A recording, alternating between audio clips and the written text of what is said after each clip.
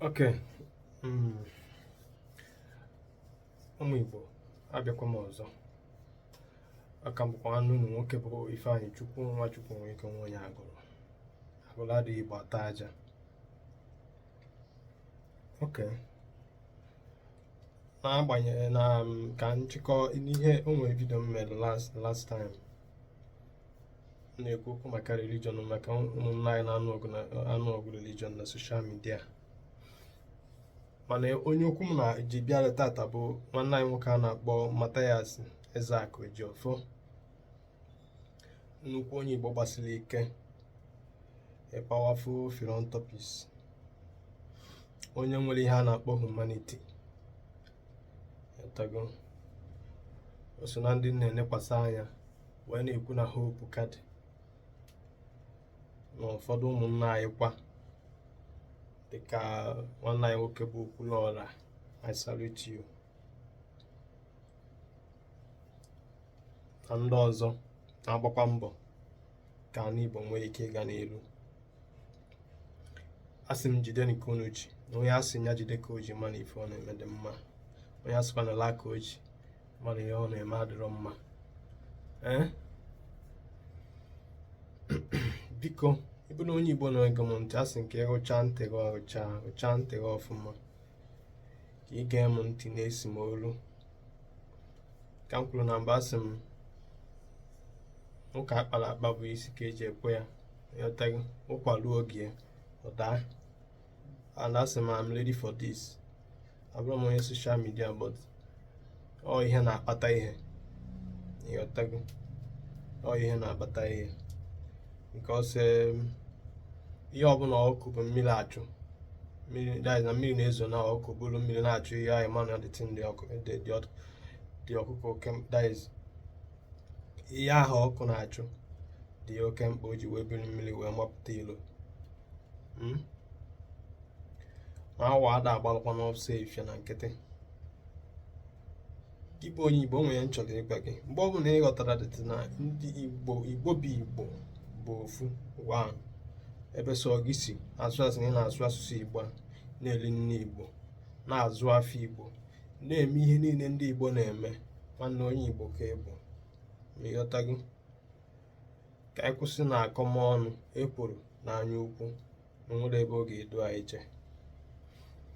Ebe okwu m si apụta tata bụ o nwere sọm ụmụnna anyị,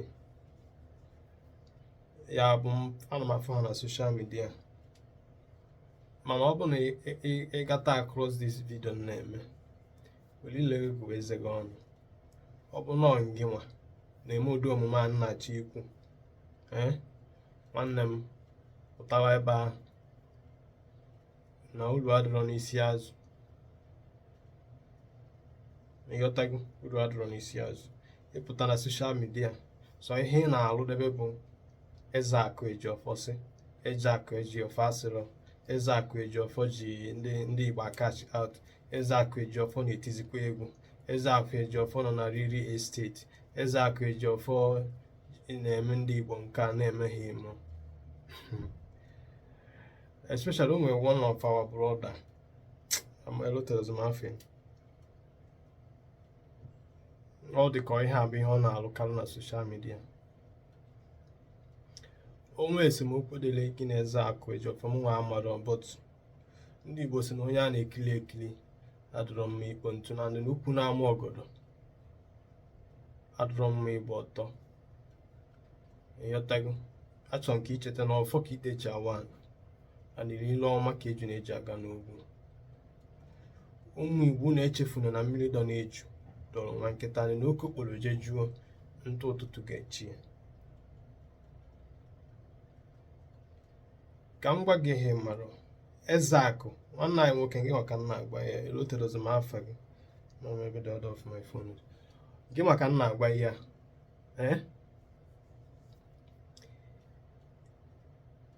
itinye anya na ana, ị ga-ama na ịda agwa onwe gị eziokwu. Okwu m na ana m ekwu okwu bezon mgbe ọbụla ị na-eme ihe na-eme ewute, o nwere ka ihe esi na-eme ihe wute emotion, ị gara ama na ị na-eme mistake. mma bụ onye ụka, gị nwa bụkwa onye ụka, mana ụka nke m na-eje anapụbara m uche m to reason properly na ihe a the right thing and na ihe a bụrụ the right thing, because ka onye dị n'ụwa ibi ya ma ha okwu ndị Igbo ka ọ bụ ịghọta. So ihe m na-akọwara gị ebe a bụ ihe ị na-apụta na social media na-akparị nwanne gị nwoke because of religion doesn't make sense. It doesn't make sense to me, because anyị Igbo dị religion wee bịa,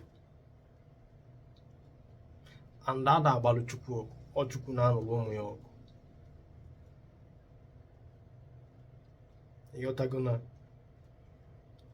because ị nwere ike ibelieve na ihe Ebuka Obi na-eme, ịbịazi were because of na Mathias na-ekwu dat na ndị ụka ada agwa ndị be anyị eziokwu, sọsi agbalụ ome to you. Mathias pụtara ịmakwana since Mathias Ezeaku Ejiofor bidoro mkpu ọ na-eti, ị ka na-anụkwa na onye isi na-afụ ụzọ, onye ogbu ekwuba okwu, onye ada anụ ihe anụghị ihe, onye ngwụrụ agaba iche. Ihe ndị a niile tara ka mmiri n'ala Igbo, because ihe niile a bụ asị eji promote religion, and asị ahụ eji promote religion ka nkụ n'Africa.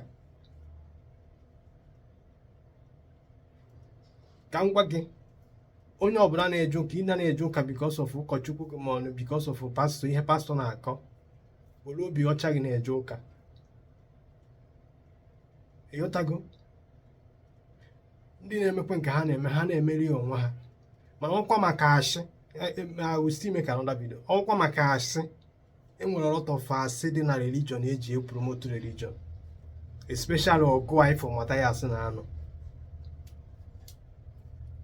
Ịghọtago? Kedu ihe na-ese na Mathias si ndị ụka ha kpọpụtara ya, ibi nke nwa na-ekwu okwu na village gị, onwenugo onye okwu nọ na village gị, ka ọ na-enwere ndị enwego, ọ bụ na enwelọ neighboring village gị, ọ na ala Igbo niile enwerozi ebe ndị ogbi nọ. Onye ngwụrọ niile, ngwụrọ n'one ka ifugo gara ije, onye isi n'one ka ifugoro ekpegidela ekpele ọfụbụ ụzọ, na nwanne gị nwoke pụtara onye abụkwu onye na-ejegbu adoration ọfụma ahụ bụ onye ụka, because of na o wepụtara obi ya elụrụ ndị Igbo ọrụ, ibido na-akọ fete. So because of na ọ na-arụ on charity organization, ọma mmezi business, Mbaka tiri egwu, Ebumọsọ na-eti egwu, Ebuka Obi ha ma ndị otu ha ncha niile na-etiche egwu, nya nke Mathias tiri wee pụta na Mathias na-eti egwu na ọ na-eme ihe na. So because of na ọ na-arụ on charity foundation, nya kwụsịzịa ime ihe a, the same you nkwa ga-apụtakwa criticize ya na ọ na-eri ego ndị mmadụ. Ka unu kwụsị ihe ọ ga-abịa ekwute okwu religion, ọ dịka unu na-anụ ọgụ. Ada nụrụ Chukwu ọgụ, hapụrụ ọgụ to God. Ọ bụrụ na ị na-agụ Baịbụl gị ga-ama that na Ada nụrụ Chukwu ọgụ. He will do the battle by himself. Ọ bụ that na ọ dịghị ka ọ bụrụ na ihe Mathias na-eme ezili ezi.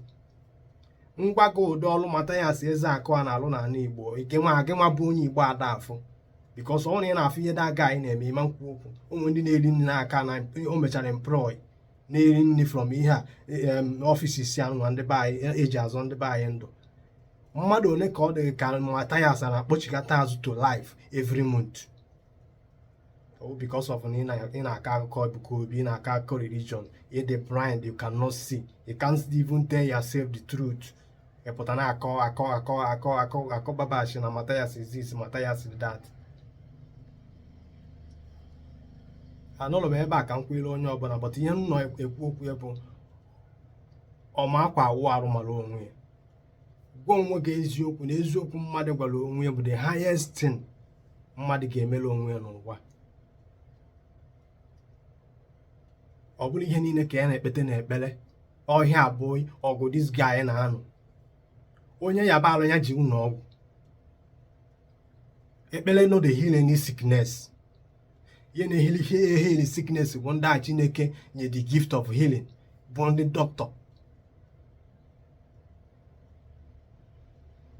Stop being deceived. Maka gị nwa na-ejekwa ụka o, ịma na mụ ana m eje ụka, mana ụka m abụrụ nke bụdatị na mfọ a man of God ọ na-akọ ma ndị dị scriptural ma ndị adịrọ scriptural. I will swallow it because of na ọ kpọrọ onwe man of God. Anọ m mbọsị akpọrọ ya.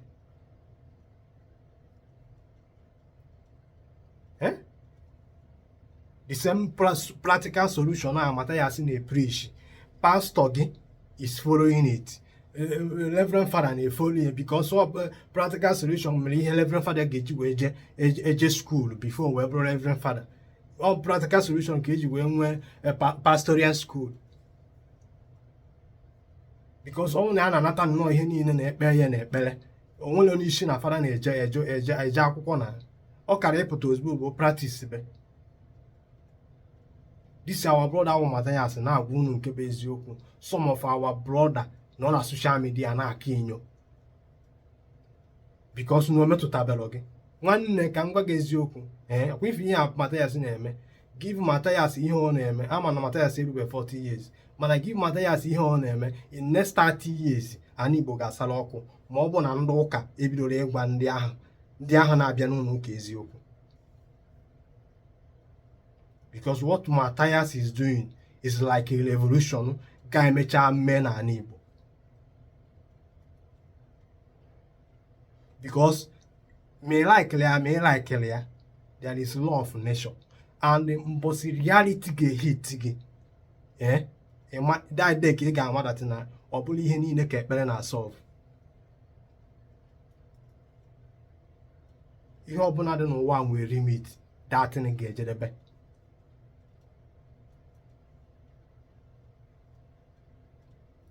Let me stop here. Ọ bụ na ọ tatabizizi gị na-afụ m, biko ọ bụ na ihe m na-ekwu na ịlikele ihe m na-ekwu, so ihe need for you to support me bụ gị nwe ị na-share this video. Enidili ka our people wake here up ka ha mara nke bụ eziokwu, because some of our people nọ na be anyị aghọtara ihe a na-akọ.